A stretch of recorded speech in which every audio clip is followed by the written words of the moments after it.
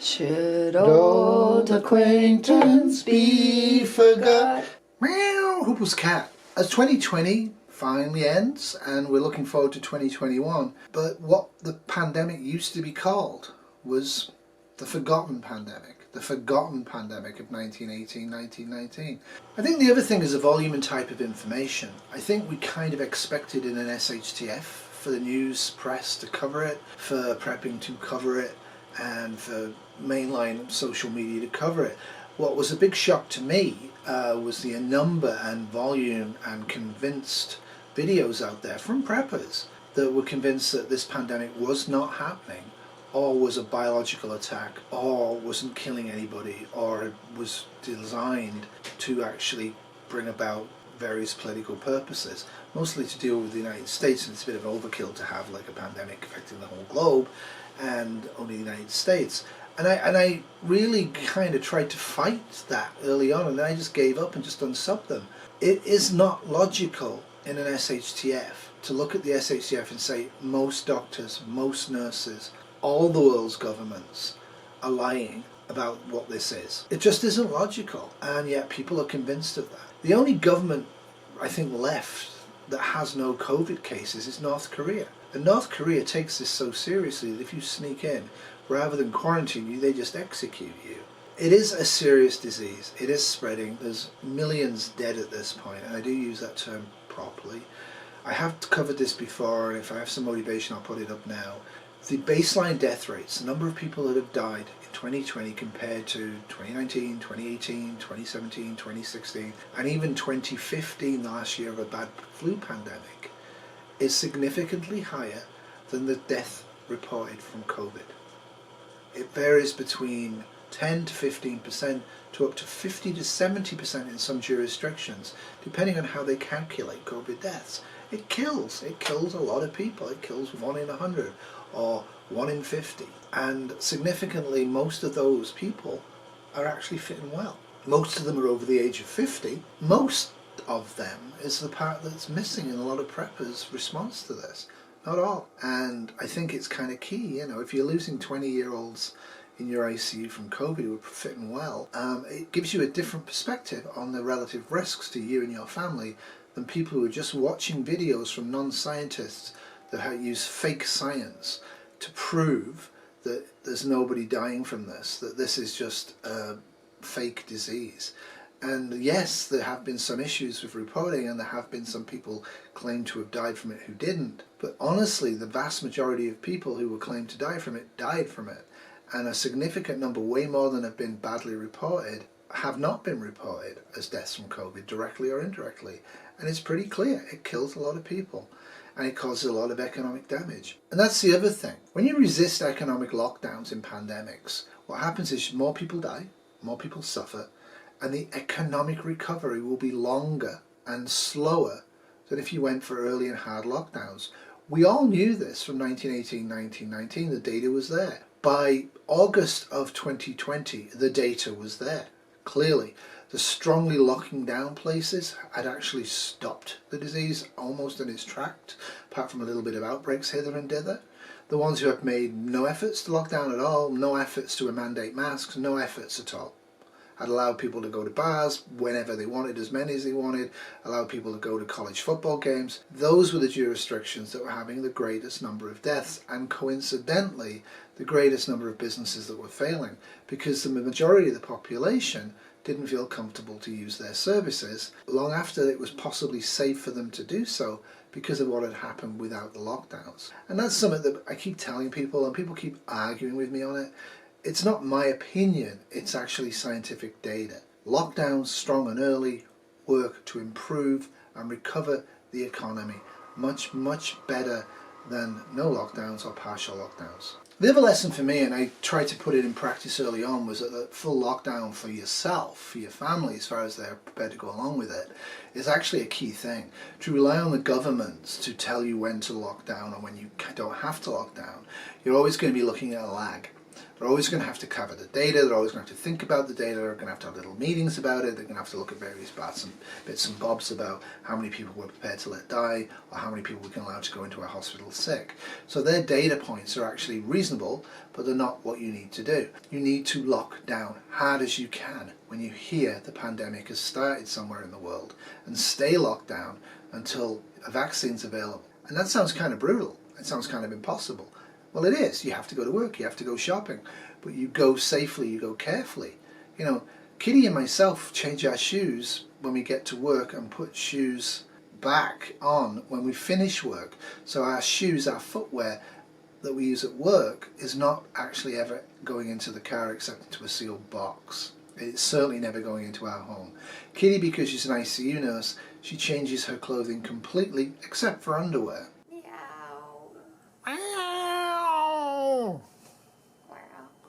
Hello. Hello. This is Kitty at work. This is Kitty at work. Because that's kind of overkill. Before she leaves the hospital and when she goes into the hospital. I do not. I do have clothing to change into if I feel I've been contaminated, but because I'm an administrator, my contact with the virus is much less. But I am prepared to fully change my outer layer of clothing if I believe I've been in strong contact with it. And that's the other thing. The disease is coming from your friends, your neighbours, and your family, and your co-workers. It's spreading. It likes to spread. This one, we didn't know much about it at the beginning, and we treated people badly by overusing ventilators early on, which killed a lot of people. We've dropped the death rate not by using bleach or using dewormers, but by using Solumedrol and high pressure ventilation, which we weren't using in Canada early on, rather than actually putting airway tubes in. So we're evolving and we're learning. There is no cure. You keep seeing, even today, at the end of 2020, people saying vitamin C, zinc, dewormer, cures it. Does not. Might help a bit, but it certainly doesn't cure it. And if it did, we'd use it. And we are actually looking at various bits and pieces. I think there's like 35 current medications being studied in Canada alone to see if they actually do, in double-blind trials, actually do fix the things. So that's the ultimate message from me, is that trust that the governments actually don't want the pandemic to be here and are actually going to do their best to get rid of it. The idea, the paranoid idea that the government wants you to die off, and this is the way they've decided to do it, is quite crazy. If the government wanted you to die off, there's various ways the government could achieve that without the economic long period of time it takes in a pandemic. There's lots of things governments could do if they truly were psychotic and wanted to kill you. Generally speaking, they don't. I asked Kitty what she felt the lesson of 2020 was, and she pointed to Wolfie, our new little dog, and said that you need to have a dog. Onwards to get the dog? And I think she's probably right. It's very hard in Canada to get actually rescue dogs right now. I'm sure that will change, unfortunately, after Christmas and New Year. People get sick of their new dogs. Because dogs are quite a lot of work, but they're very rewarding. And she's right. It was absolutely key for us. I'm so glad that we were able to persevere and keep trying to get a dog. There was great reasons for us not to. And we went into them in the video, but I'm not going to go into them now. But it's to have a other body, another sentient creature that loves you, is absolutely critical. And for me and Kitty, we had each other, but it wasn't quite enough. When you come home and we're spending a huge amount of time together, we've got our shifts, so we go pretty much every single shift we are together at work. We travel in, we come back again. The whole bunch of adaptations we've made, so we're spending a huge amount of time together, and that could be really, really bad. And for us, it's been very, very good. But to have another independent creature there that needs you and loves you, and you have to take on walks and you have to think about other than yourself, is really useful. And I do love my cats, and cats can do that. But a little bit of a dog actually does force you to go outside the home. And that's a really good thing, especially when it's deep winter. The other thing is, I think we've all learned, is the importance of garden. Not just for making food, but actually for having a place to safely go out when the weather's decent, to be outside and not feel threatened by the approach of other human beings. What's happened in Toronto, and I think it's probably mirrored elsewhere for various reasons, or sometimes it's economics, but a lot of people are voluntarily choosing to sell condominiums in downtown Toronto and move to suburban areas like I'm in. They've seen that it's very convenient just to walk quickly and get to work in your tower block. But when you have a pandemic, it makes you really appreciate having a garden, having sidewalks with very few people on, having lots of parks nearby with very few people in that you can walk in. So I think it's given people, at least in the short term, the decision making to actually go into sprawl suburbia rather than to go into condos downtown. And that can have unseen effects in the future that may not be good for the environment. But in the here and now, it's definitely a factor in why house prices are still rising when the economy in a lot of places is stalled. And when I say stalled, in some places like the United Kingdom, they're now expecting the economy to shrink by about 6%, which is somewhat significant. I think it's nice having healthcare that's free in Canada. I think it's nice having hospitals around the places you can visit. But I do think this year has, for me, taught me that I need to take better preventative care of my own healthcare. I need to shove some more weight off. I need to do a little bit more exercise. I need to eat a little bit healthier than perhaps I was doing. And I think a lot of people have got that lesson on board, and hopefully it'll stay with them, but probably won't. People are going to, I believe, like 1918, 1919, forget 2021 as fast as they can. And that's a pity. If you have decent prevention now, you can actually extend the average period of life by quite a bit. The United States right now is looking at the average American who was born living 2 to 3 years less than they would have done at the start of the year. That's dramatic. That's really a huge chunk. Now obviously most people won't really see that. It's not that everybody loses 2 to 3 years, it's just that a lot of people lose 10 to 20 to 30 years. So that's what's happening. We need to focus on physical exercise, mental health, and diet and exercise way more than we did as perhaps for some of us as preppers.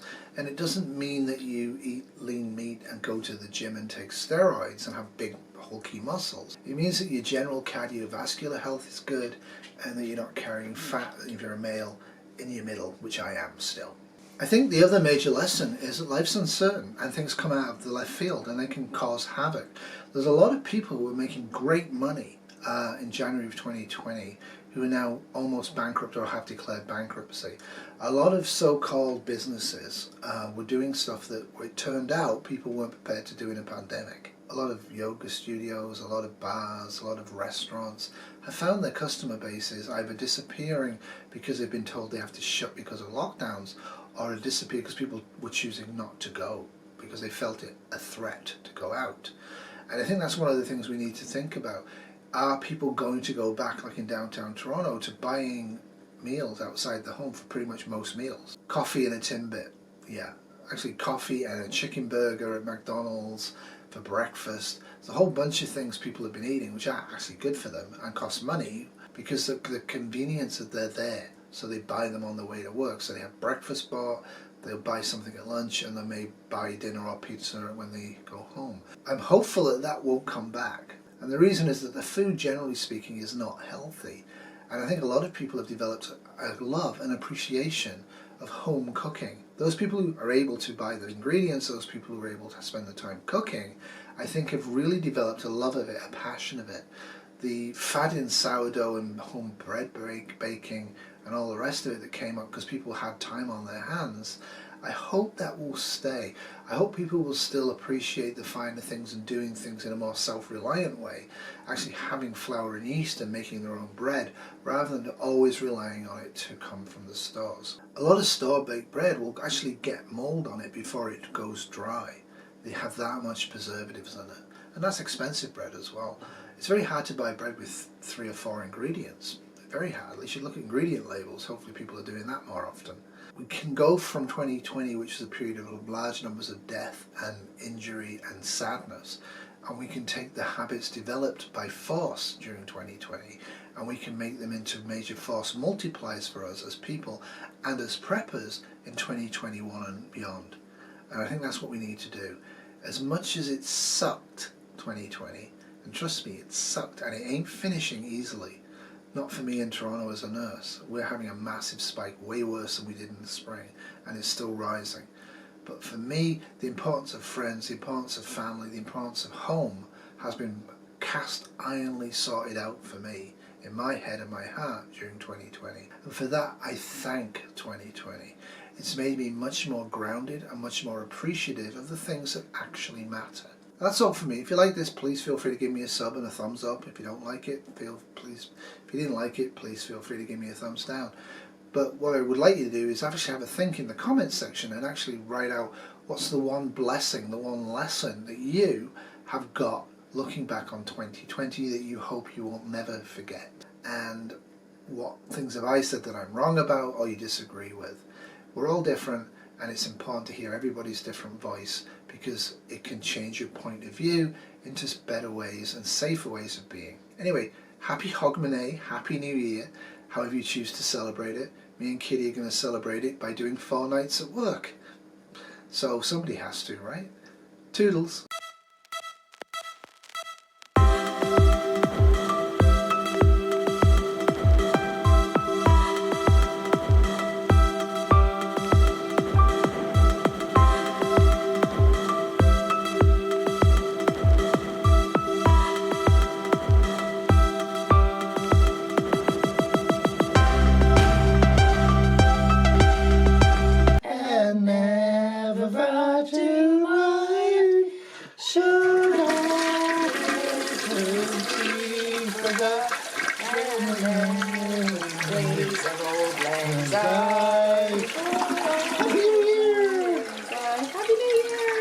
This was a New Terrier production 2020.